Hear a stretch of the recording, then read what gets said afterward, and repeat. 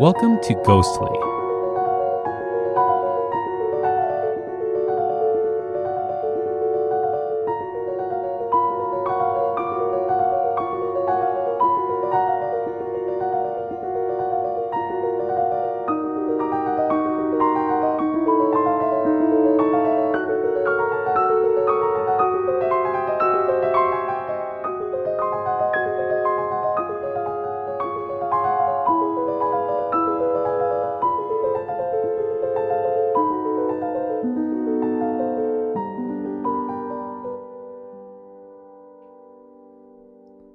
Welcome to Ghostly. Do the victims of the Hammond Circus train wreck still haunt this earth? Ghostly is a podcast that comes out every other week. In each episode, we take a ghost story or paranormal event and look into its complete history. And Rebecca then gives us evidence proving that the story is real, and my job is to debate those pieces of evidence and get you, the listener, prepared to vote on if it's real or not. If you haven't yet, please hit that subscribe button. And as always, we're your host. I'm Pat. And I'm Rebecca. And we're getting to the spooky season. Yeah. So if you stay tuned to the end of this episode, we usually do a weekly episode in October, and we have a theme. Well, we are going to announce that theme at the end of this episode. Theme announcement. So yeah, we're going to do 4 episodes based upon that one particular theme. October is going to be crazy. It is going to be crazy. I'm just going to say that. So yeah. It always is. It always is. In this episode, we are actually going to be talking about one of the worst train accidents in history. Yeah. Did you know that? I did not know it was one of the worst. Have you ever heard of this? I had not heard of this, no. Yeah, I had heard of it on Bob After Dark. I think Bob did an episode on this. Gotcha. Yeah. And I'm sure, he did a great job at it, but, we're going to do it in ghostly fashion. We got to do our ghostly spin, yeah. Yeah, exactly. So this is the part where we would usually do shout outs, but we don't have any shout outs to give. Mm-hmm. There's 2 ways to get a shout out on Ghostly. The first way is to give us a review on the Apple Podcast. And we always prefer those 5-star reviews, but we will read any and all reviews that we receive. And the second way is actually to become a member on Patreon. All you need to do is just go to ghostlypodcast.com and click on Patreon in the menu bar, and we have a lot of different tiers to choose from that are very affordable, I would say. Yeah, absolutely. And some of them even include our other show, Ghostly X. Absolutely. Where we just did an episode on different death cultures. Yeah. It was really interesting. So we got to talk about some fun stuff over there. I mean, different ethnicities celebrate death in a different way or mourn over their loss in a different way. Yeah, all over the world, lots of different things. It was fascinating. Beyond what you would probably think happens, yeah. All right, so I've got some listener mail.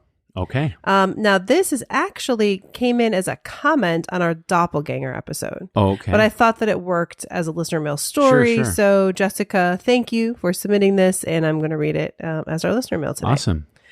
The best man from my wedding tells the story of attending class in college, and upon entering the lecture hall, he was surprised to see himself already arrived and sat in his seat. As he approached this mirror image of himself, the resemblance became more troubling, and he exclaimed, "I'm already here." How freaky would that be? Yeah, right? This quote-unquote doppelganger turned out to be a rather nice guy, and soon they were fast friends and roommates. Okay. Oh, okay. That seems like an escalation, like long-lost twins. I don't know.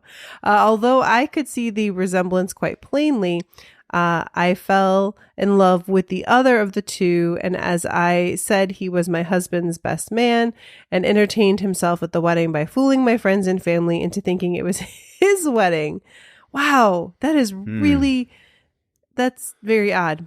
As they have aged, the similarities have faded, but my husband is the closest thing I've ever seen to a doppelganger. Oh, wow. And I think we have pictures of them on Ghostly Society, if I'm not mistaken. Oh, maybe, yeah. If so, you just want to become a member of Ghostly Society. It's on Facebook. Just search for Ghostly Society, and it's our private group there. We have a lot of fun. Oh yeah, we do, definitely. Yeah, I mean, I'm sorry. Like, I want to know, Have they done DNA testing? Are they sure that they're not twins? I love that. I'm already here. I can't be late because I'm already here. I'm already here. Yep. So we always want to hear your stories. To send us a story, you can email us at info@ghostlypodcast.com or use the contact us form on ghostlypodcast.com in itself. Or just, one of our favorite ways to get it is to get stories in the actual mail. I mean, like olden days. Yes. And you could send that to P.O. Box number 264, Geneva, Illinois, 60134. I wouldn't even mind like a postcard. I would love to see postcards from people all over the place. Yep. You're going to forget that address though. So just go to ghostlypodcast.com and scroll to the footer and you'll see it right there. Yeah. All right. And then of course we have your favorite, the polls. Hey, the polls have been going my way lately. They actually have. I'm okay I'm with actually this. starting to dread and not like the polls anymore. What? I'd be fine skipping the polls. You've always Forever? said that. I mean, for a little while, maybe. I don't know. I just think we need to do it. We need to do it? We just need. I mean, that's the promise that we give to our listeners. All right, Rebecca. Mm-hmm. All right. Well, in our last episode, we talked about Typhoid Mary. We did, yes. Yes. And as far as does she still haunt this earth was the question. Yes, 20%. Whoa. No, 80%. Wow. That's a pretty big gap there. Yeah. And what else is kind of scary though in this particular regard is the overall rating, which people can rate this, like we do.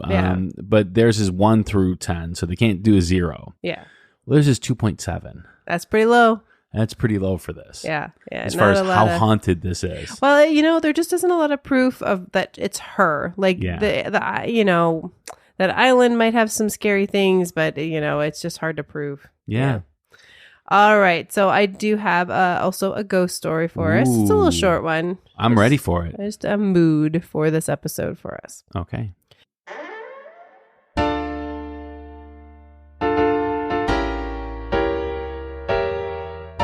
It's time for a spooky tale from Rebecca.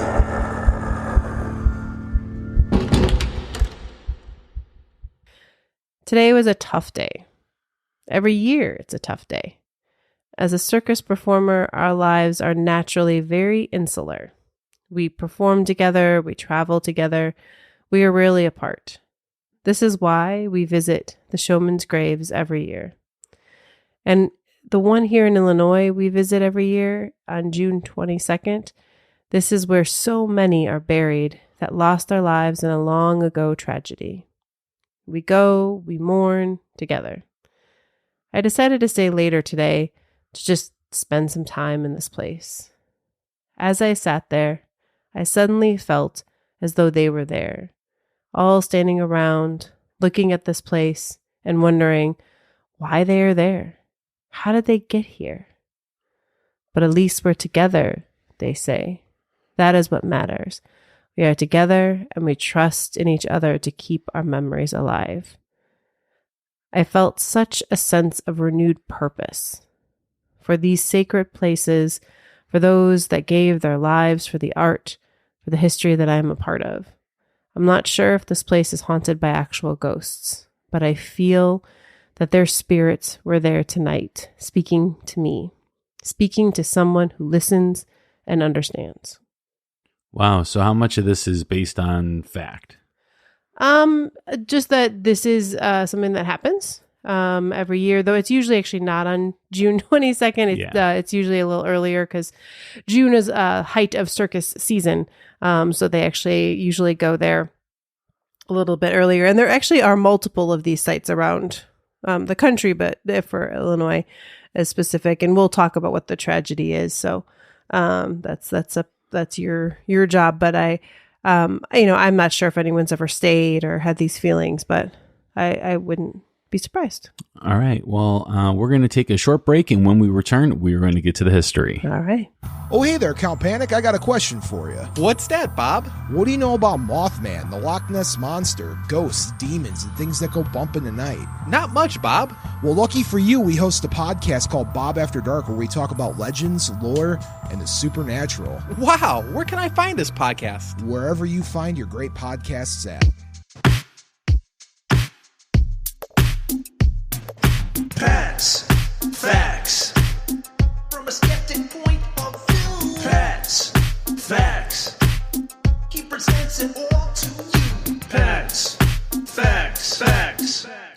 Pat Facts are sponsored by Tarot by Ta.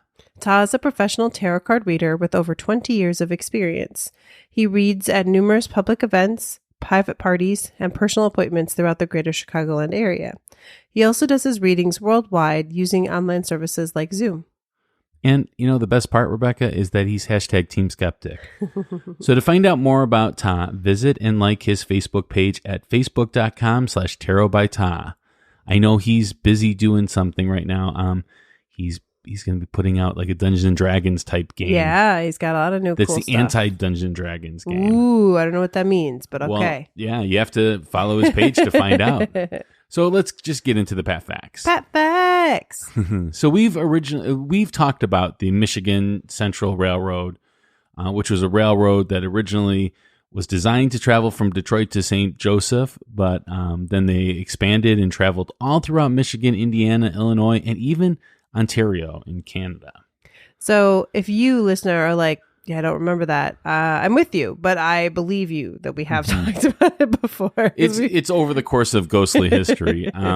Yeah. One of them was when we did the Roundhouse episode. Yeah, that's what I was thinking. That must have been something with that. So. Yeah, but we also did it in other times. Yeah, I'm sure we have. Well, today's episode is about a horrific trip on one of those days. Okay. In fact, June 22nd, like you mentioned, but 1918. What an interesting year. So it's been such a big year. Over 100 years since then. And just think of the country at that time, too. We're just getting out of World War One, and everybody is, starting to celebrate again. Yeah, a little bit, slowly but surely. Yeah, families are starting to come together and everything. And there's also the flu that's either around or coming. I don't know. Yeah. At that point, maybe it hasn't. Maybe it's not here yet. But well, okay. So we're going to start with this. Alonzo Sargent was the conductor of the Michigan Central Railroad at that time. One of the conductors. Okay. And in the 1910s, there really wasn't any oversight of the train conductor's well-being. And remember, this is before like unions and all that kind of stuff. No matter how you feel about unions, they actually helped get us weekends, or days off, like 2 days off, and standard 8-hour workday. Yep. Whereas people were working 12, 16 hours sometimes before that. So Sargent had been awake for well over 24 hours as he drove trains all over the Midwest. Wow. From the accounts of this day, he had taken some kidney medication and he ate a really heavy meal because he didn't think that he'd be able to eat again for some time. As the train went, Sargent decided to close the windows to his engine because it was too windy, he said. This made the car extra warm, and combined with the slow rocking of a train can be very dangerous. Somewhere around Gary, he slowed the train down to follow local laws and was behind a circus train car. The train used the train used by the Hagenbeck Wallace Circus used old wooden cars that were lit with oil lamps. Right. So more old-fashioned train. Yeah. And I've also seen this tragedy called the Hagenbeck Wallace Circus. So if you're looking things up. Yeah. So the circus train had two train segments. The segment that was loaded with the animals had been dispatched earlier that day. And by doing this way, the animals could be unloaded, settled, and fed with plenty of time before the next circus performance. Makes sense. Now, Sargent was aware of the circus car in front of him, but he didn't realize that the circus car stopped momentarily so a brakeman could check a mechanical issue. So if this had not happened, everything would have been fine. Right. But Sargent was asleep. He slept through the two warning signals that the circus train had initiated to let other trains on track know that they were stopped. Now, I will tell you, from someone that used to take a train into Chicago like every day from Geneva, which is about an hour and a half, I loved my train naps because that just rocking and just the sound. Well, you know me, I am susceptible to I'm suddenly warm and well fed exactly. Relaxing, and I will fall asleep anywhere. Yeah. So Sargent's train was traveling at about 35 miles per hour, and he rammed into the caboose of the circus train. It splintered the caboose into pieces and continued on to the 4 wooden sleeping cars carrying the sleeping circus performers. Hanging on the walls of the wooden trains were those oil lamps, and they were dimmed for sleeping passengers at that particular time. But still lit. But they were still lit.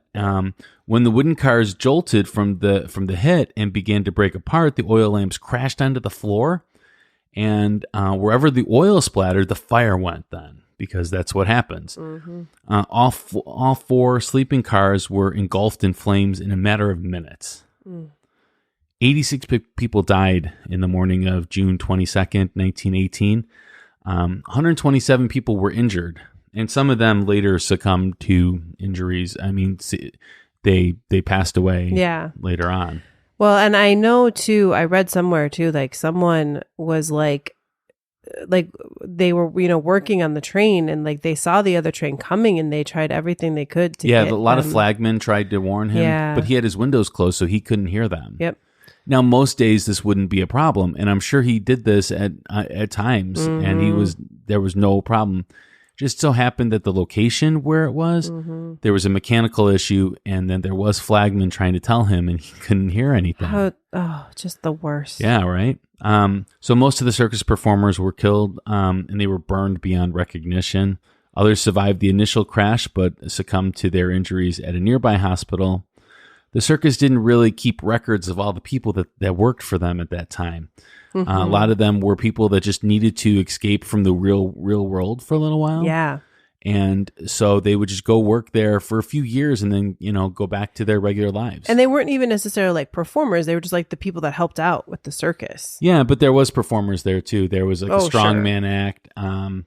And 2/3 of them died. Right. And so, yeah. Those they more knew the names of, though. But these other workers, they were so transient that they really didn't always know. Absolutely. And 53 of those killed were buried in Woodlawn Cemetery at the intersection of Cermak Road and Des Plaines Avenue in Forest Park, Illinois. I've driven by there a million times. I've seen this. It's a section set aside called the Showman's Rest, which had been purchased by the Showman's League of America only a few months earlier. And this section is surrounded by statues of elephants in a symbolic mourning posture. Only 5 of those buried were formally identified. So out of those 55, only 5 of them actually had names. Wow. So the graves of most of the casualties are marked unknown male or unknown female. One grave is marked Smiley, one Baldy, and one 4-horse driver. Wow. So following the train accident, Sargent was arrested and charged with manslaughter along with Gustavo Claus, another railroad worker. The trial ended in a deadlock jury and a mistrial. The Lake County, Indiana prosecutor decided not to retry the case, and all the charges were dismissed. Sargent did give a big disclaimer, and some of the history that I have is from Sargent. Sure. Sargent's, yeah. I mean, it's like, because of course it sounds really easy to fault him. I mean, of course. Yeah. But then when you're like, yeah, but he was forced to work 24 hours in a row. Absolutely. And all of that, then you're kind of like, well, maybe we should have sued the train company or something instead, Well, yeah. And think about being on that train. If you're on that train for 24 hours, you have to go to the bathroom several times, and you can't just run to the bathroom cart or whatever. Or just there's no break. Yeah, there's no break. There's no nothing. You get nothing. Yeah. You just have to keep on doing. Although you just, usually put the throttle down and just start going. But I mean, yeah, there could have been a backup person that the hard part of this job or something. The hard part of this job is the hours. That's what it is. So the train wreck occurred on a Saturday, and its effects caused the Hagenbeck Wallace Circus shows in Hammond and in another Monroe, Wisconsin on July 24th to be canceled. However, the circus performed again on June 25th in Beloit, Wisconsin. Those Wisconsin names. Yeah, with other circuses providing some of the acts. Yeah. So, do you have anything to add to this, Rebecca? So I just thought I'd add, I found, I was kind of interesting, an article that had a firsthand account of someone who was in the crash. All right. So, again, it sounds true. I think it's true. It seemed like they don't, have this documented. Sure. Okay.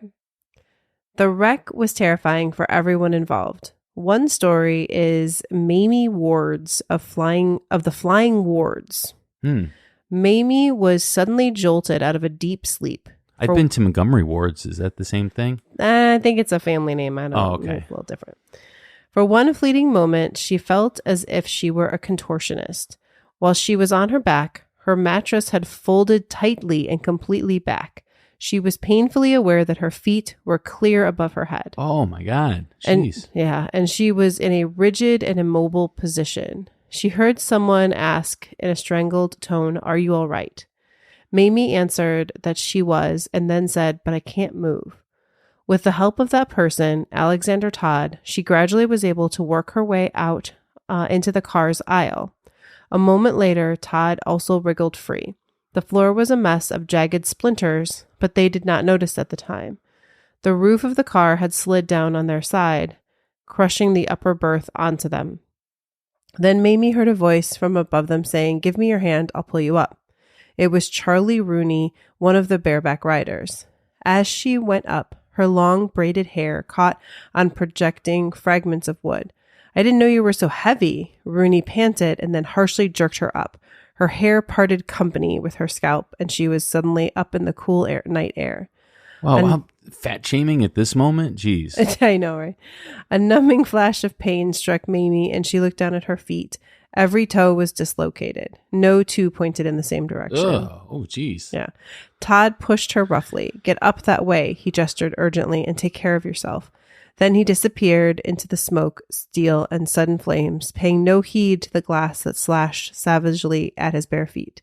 He was looking for his wife in the berth opposite theirs. Shortly after, he found her and stumbled free of the debris with her limp, dead body in his arms. Wow. Well, I know that when Sargent hit the circus train, that one of the problems was he didn't stop. Like, it wasn't like you hit and then you stop right away. He was still sleeping for a little bit. Wow. Well, right. Like, he hit them, like, because normally, or a lot of times with a train crash, it's like the conductor will see it and be trying to stop. Yeah. And then they hit. So they're at least in the act of stopping. Yeah. I mean, but 35 miles per hour doesn't seem like much to be going. But it is catastrophic in this situation. Right. Because especially... this train was stopped and he just kept going. So he went through like half of the cars. Right. And he was in a steel train and these were wooden cars. Yeah, exactly. It's not, there wasn't much resistance. Also, I will say at the Showman's, at the cemetery where they're buried, that since then there have been people that have been buried there that just want to be around them. Oh yeah, I mean they bought it as a place for circus people because they don't really have a hometown necessarily. I mean, you might, Sure, yeah. But a lot of them maybe this is their family, the circus, and so they have these like sites of like I think there's like 4 of them, and this is one of them. Oh, okay. And so there's other over the years, sure. Like if you're a circus person, you can choose to be buried there. Wow. All right. Well, sorry, this has been a really sad episode. I know, I'm sorry. But you know what? Okay, I'm going to say silver lining. I did not want to do this episode. Yeah. Like at all. Like nothing about this sounded good to me because I was imagining we were just going to be talking about a bunch of dead animals. And I can handle dead people for some reason, but I can't handle dead animals. But the saving grace of this episode is that nope, animals were already where they needed to be, safe and sound. No animals whatsoever were harmed in the this accident. Though there was a story for a long time told that there were circus animals that had run into the woods. Oh, okay. And like that was something that was just like perpetuated, and then that they had been, some of them have been buried at the grave, but no, did not happen. And 1, animals can't be buried there, but 2, in this particular accident, they did not get hurt. So yay! All right. Well, we're going to take a break, and when we return, we will get to the debate.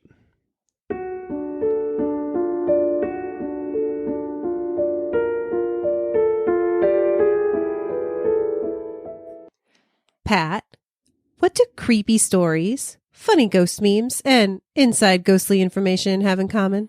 My life. Well, yes, but no, it's also Ghostly Society on Facebook. Oh, yeah. I mean, that too, of course.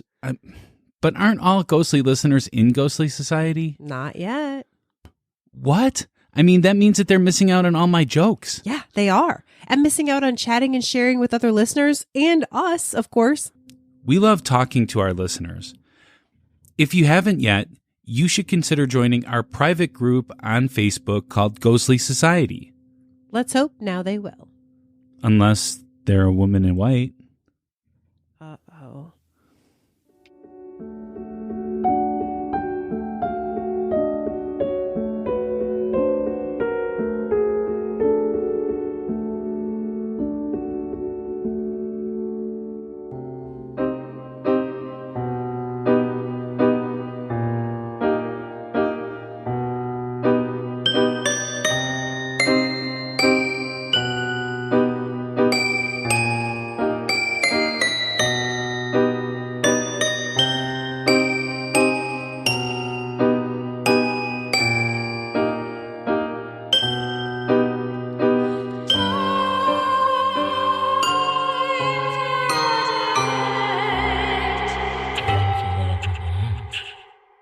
All right, we are back for the debate.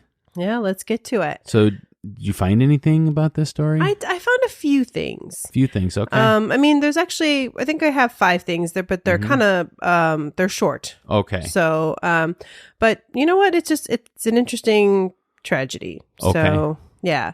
I think one of the things, and you kind of mentioned this, that there were, 56, is it 56 that were buried there? 53? 55. 55, 55. And what's interesting is they're each in their own coffin, but a lot of it just consists of one hole. It's like a really big hole. Oh, okay. There's a picture of it, 35 feet by 24 feet. Wow. And 5 feet deep. So then on top of it, they gave everybody their own headstone, as you mentioned, right? Yeah. They don't, unidentified female, Sure. male, all of that. But, but they are actually just all buried in one hole. Mm. So that was kind of, I don't know. It's just sad to me, these people don't really have a family, don't really have friends. Mhm. Their friends are other performers and they're all there. It was, I saw a lot of comments of people asking, if they had ever thought to bring up the bodies again and do Yeah. DNA testing now that we have that. Sure. That maybe some of them could be named, But a lot of times though, when they do that, it's because families have requested it. Right. So it'd be hard to do it. Yeah. Like who's paying for that? You know? Exactly. Yeah. Wow. But there's 2 potential sites for hauntings from this Yeah. tragedy. The actual place where the train hit, and then the graveyard where Okay. people are buried. So the most popular story told is that people hear elephants in the distance while at the cemetery. Mm.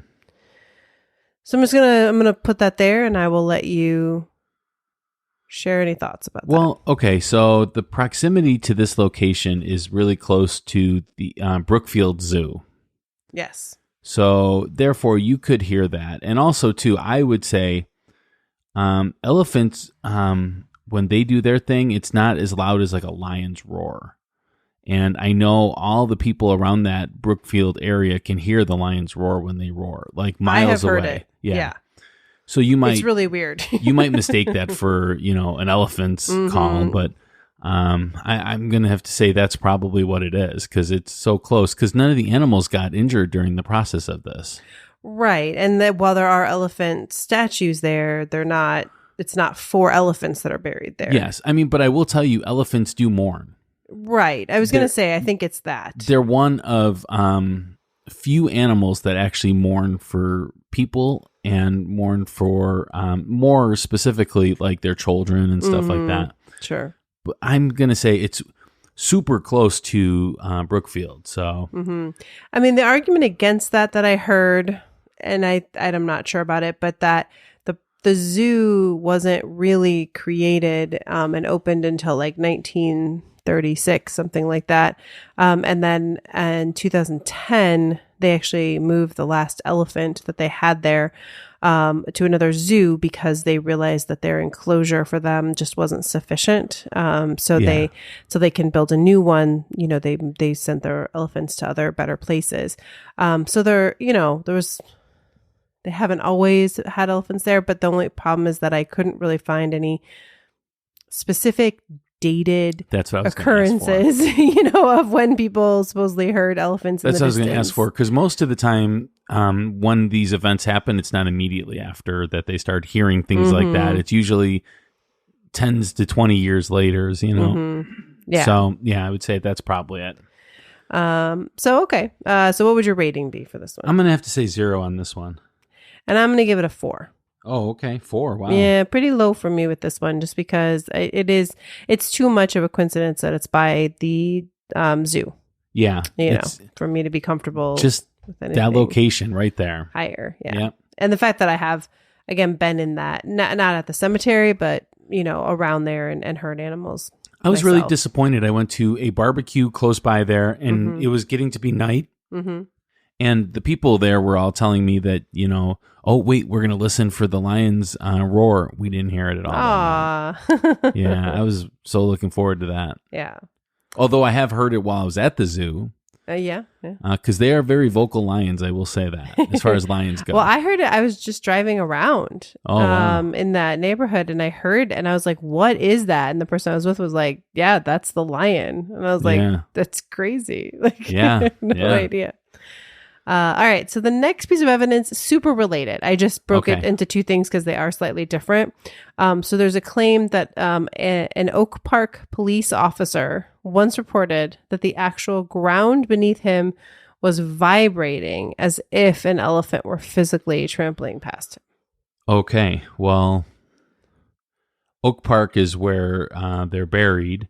Well, actually, it's not even where they're buried. It's close to where they're buried. You're right. You said Forest Park. And Yeah. So it's not even Oak Park is actually pretty. It's miles away. Yeah. I don't So- but he was there, maybe not in official capacity. Yeah. But so you said that he was in Forest Park at the cemetery. Yes. Okay, because it doesn't say that necessarily. Oh, yeah. Sorry. That's where, yes. Yeah, but again, there was no elephants that were harmed in this. I could see maybe it was the train itself colliding, but that didn't happen there. So it doesn't make sense in this particular location for this to happen. So I'm gonna have to go 0 on this. Okay. Yeah. I'm giving this one a 3. I'm even Okay. going lower just because it seems, again, not very substantiated, and no one else has made this claim. So. Yeah, absolutely. Okay. The other claim, again, we're still at the cemetery. That seems Okay. to be where the majority of the claims are, is that laughter and circus music are heard at all hours at the cemetery. Okay, and I mean, the first thing I'm going to say is that there's no proof that this is tied to this particular incident. So your question was, did the victims of this particular accident, do they haunt it? This does not substantiate anything with that necessarily, just that it was a circus car. It could be some of the other people that were buried there since then. But I'm going to say that, no, I think it's because people go there and they see the elephants and they probably know the story then. And then they would link those together. They imagine that's... Absolutely. Or, maybe a car going by or something. Or an ice cream truck plays like circus music. That's something. Yeah. But That's I have a no fair idea. thought. Do you have any video or No, nothing. with audio this one. evidence of this one? Nope. So I'm going to have to say that I just think it's people just talking. I don't know. This one's a little interesting to me just Sure. because it is such a big mass grave and such tragedy that it wouldn't surprise me, to maybe hear some of those odd sounds. Okay. But again, I don't have any recordings of it or anything Sure. like that. So I'm going to give it a 5. Okay. All right. So just continuing on from there. Right. So again, I kind of broke these up because I feel like we like talking about them separately, Sure, but yeah. they're related. So those, because people say they hear those things, right? People have done investigations. This is again at the cemetery, like listening with EVPs and investigations and all of that. And that nothing really has shown up on the EVPs. I also, and this could relate also to the site of the crash, because I have also read about people investigating the site and not turning up anything on EVPs. But anyways, this was in regards to the cemetery. It does say, though, that, and we've heard this before, that electronic equipment is jammed or drained of battery life. And that supposedly happens frequently. Okay, I would say that location would probably be prone to, like not many cell phone towers, because it's a lot of like wooded area around there. Hard to believe Chicagoland area's got such a, like forest preserves and stuff like that, wooded areas. And this is one of those wooded areas that goes on for a while. And so I would say that I could understand how a cell phone would lose signal or something, and that it might drain your battery because it keeps trying to connect to the towers there. There's not many towers around. Yeah, I don't know about that, but I guess like that, to me, it seems interesting just because that is something we do here, and I have experience with people, not necessarily there, but other places. So I guess it's enough for me to give it a 5, but okay. not. I'm going to stick with 0 on this one. Overwhelming. Okay. All right. So last one. Now this is going finally back to the site of the crash itself. Okay. So there's a video by the team, the paranormal guys, called Paranormal Energies at the infamous Hammond train crash location. Wait, not the paranormal guys podcast. Right, not that. Different spelled. Yeah, spelled normal, or spelled the traditional way of paranormal guys. And they did an investigation there. And the only thing that they caught was on their infrared camera. Okay. So they had it sitting there facing the tracks while they're walking around and doing their investigation. And they caught what they believe are figures watching them and watching the tracks while they're doing their investigation on the infrared camera. Okay. Well, I have a couple things for this. So I recently joined a group called, I think it's called, That Looks Like a Face. And I posted something in Ghostly Society that was one of them that I thought was funny. But it's something that I keep thinking about, is that we just have this predisposition to find human figures in things that aren't human. And I think that could be one of them. But also, I would say that, okay, maybe if the paranormal guys picked up something, but it doesn't mean it's anything paranormal, because there's been tons of investigations around this area and at the cemetery, and I have not seen much evidence as far as that goes. So this is like a 1 out of 100 kind of thing, and I don't think that proves anything. I think that, if you want to prove something, it has to be something that could be done several times to show, this is something. This could be a malfunction of the machinery. This could be, again, them just picking out figures from what they are imagining in the bushes or in the grass that's overgrown by the railroad tracks. And in fact, they even say that. Okay. Like they kind of say, they're like, is this, because they kind of show like a picture like of where people were standing looking at the tragedy or something, and then they kind of morph it into this, and they were kind of like, maybe we caught these figures watching us. They're like, or it could just be, kind of what we see. Man, for once, maybe I'm spot on. I know. It's kind of interesting. So yeah. So this one, it's hard for me to give it too much, because again, even they are kind of like, it could be, but we're not sure. By the way, I did not see any of this No, evidence. I did not share it with you because it was a long video. So. Yeah. So I had no way of knowing that. So I'm going to give a 0 for this one too, because it's just, if it was 10 out of the 100, I'm going to start to think more. Yeah. But I mean, seriously, there's been so many investigations there that found absolutely nothing. That these guys find some figures in the wood with infrared cameras, which you also had told me that it was during the daytime. Yes. Too. Infrared cameras don't do well during the day as well. So I'm just going to say there's a lot of different things with that. Yeah. Yeah.